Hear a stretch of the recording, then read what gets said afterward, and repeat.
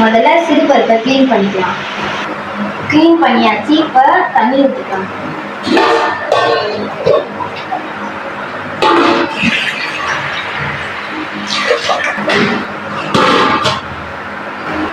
Stove on பண்ணிக்கலாம். இப்போ குக்கரை எடுத்து ஸ்டவ்ல வச்சுக்கலாம்.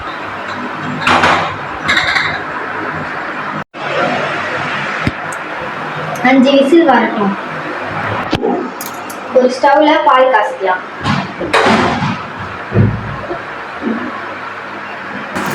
இப்போ ஸ்டவ்ல கடாயை வச்சுட்டு வெல்லத்தை கரைச்சிக்கலாம்.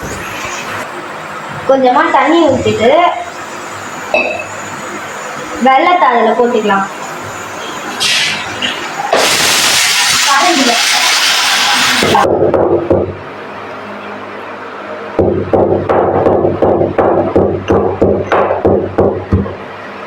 அப்புறம் ஏலக்காவை எடுத்து பருப்பில் போட்டுக்கலாம்.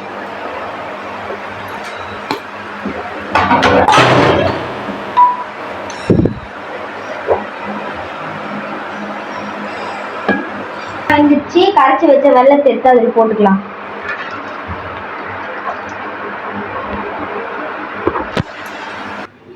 பால் ஆறிடுச்சு. இப்போ பால் எடுத்து பருப்புல ஊற்றிக்கலாம்.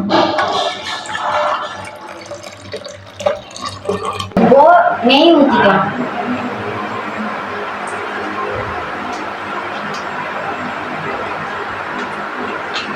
முந்திரி திராட்சையை அதில் போட்டு நல்லா வதக்கிக்கலாம்.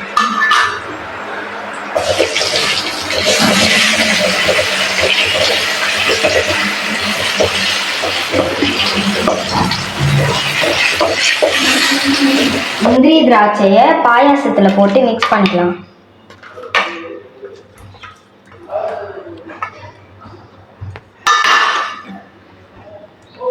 நல்லா கலந்து விட்டுருங்க. பாயாசம் ரெடி ஆயிடுச்சு. நான் இதை சாமிக்கு வைக்க போறேன். பாய்.